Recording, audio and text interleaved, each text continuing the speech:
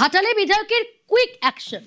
গতকাল জনতার দরবারে আদিবাসী পরিবার, ছবি দেখাই আপনাদের, দেখুন। গতকাল জনতার দরবারে আদিবাসী পরিবারের তরফ থেকে অভিযোগ জানানো হয় এবং তারপর 24 ঘন্টার মধ্যেই সেই অ্যাকশন ঘাটালের বিধায়কের।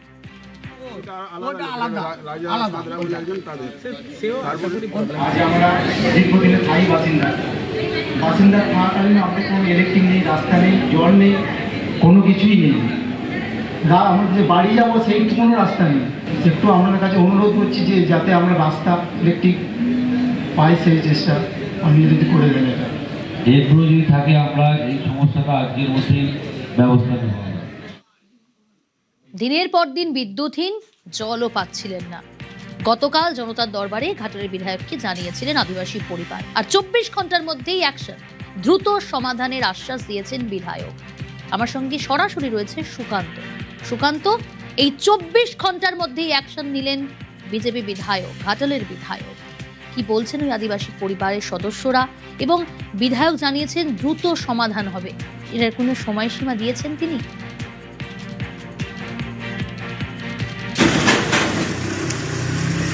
একদমই প্রিয়াঙ্কা, দেখো, ওই রূপা মুর্মু অভিযোগকারী তার বাড়িতে কিন্তু পৌঁছে যান ঘাটালের বিজেপি বিধায়ক শীতল কোপাট, এবং তিনি যে পুরো ঘটনা তাদের মুখ থেকে শোনেন যে কেন এতদিন বিদ্যুৎ বিচ্ছিন্ন। তারা দাবি করছে প্রায় কয়েক দশক ধরে তারা কিন্তু এই বিদ্যুৎ পাওয়ার জন্য আবেদন করে আসছে বিভিন্ন দপ্তরে, কিন্তু কোনো কাজ হয়নি।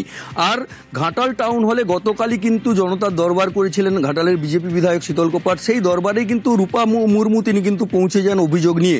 তার দাবি তার বাড়িতে শুধু বিদ্যুৎ নয়, পানীয় জলের কোনো সংযোগ নেই এবং রাস্তা নেই। পুরো বিষয়টি কিন্তু শুনেই হতবাক হয়ে যান ঘাটালের বিজেপি বিধায়ক শীতল কোপাট, এবং তিনি আজকেই সেই রূপা মুর্মুর বাড়িতে, অর্থাৎ ঘাটাল পৌরসভার 11 নম্বর ওয়ার্ড নিশ্চিন্দিপুরে কিন্তু রূপা মুর্মুর বাড়িতে পৌঁছে যান তার দলের কর্মীদের নিয়ে, এবং পুরো বিষয়টি দেখেই ওই বাড়ি থেকেই তিনি কিন্তু বিদ্যুৎ দপ্তরের স্টেশন ম্যানেজারকে ফোন করেন এবং পরিষ্কার দাবি তোলেন যে কোনো ব্যক্তি বাড়িতে বিদ্যুৎ সংযোগ নেই, তিনি দীর্ঘদিন ধরে ঘুরছেন, এটা মেনে নেওয়া যাবে না, খুব দ্রুততার সহিত এই বিদ্যুৎ সংযোগ করতে হবে।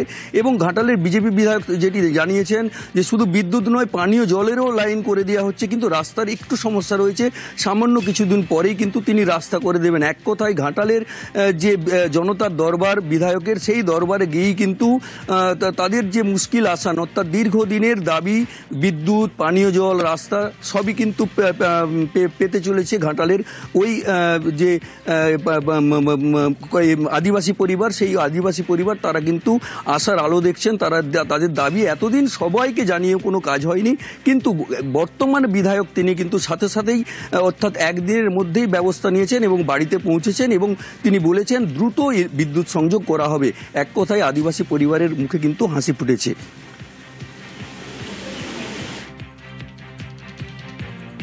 দীর্ঘদিন ইলেকট্রিক পাইনি, জনতার দরবারে উনি আবেদন করেছিলাম, আমরা বাড়িতে এসেছি, সত্যিকার ইলেকট্রিক নেই, ওটা ব্যবস্থা করে দিতে হবে। কি কি নিয়ে যেতে বলবো?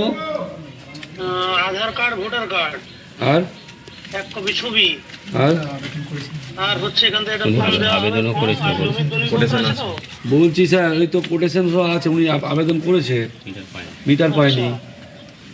পোল লাগবে কি? একটা পোল লাগতে পারে হয়তো সেরকম। তো কালকে 10টার পর পাঠাই। হ্যাঁ, কালকে 10:30টার দিকে পাঠিয়ে দিন।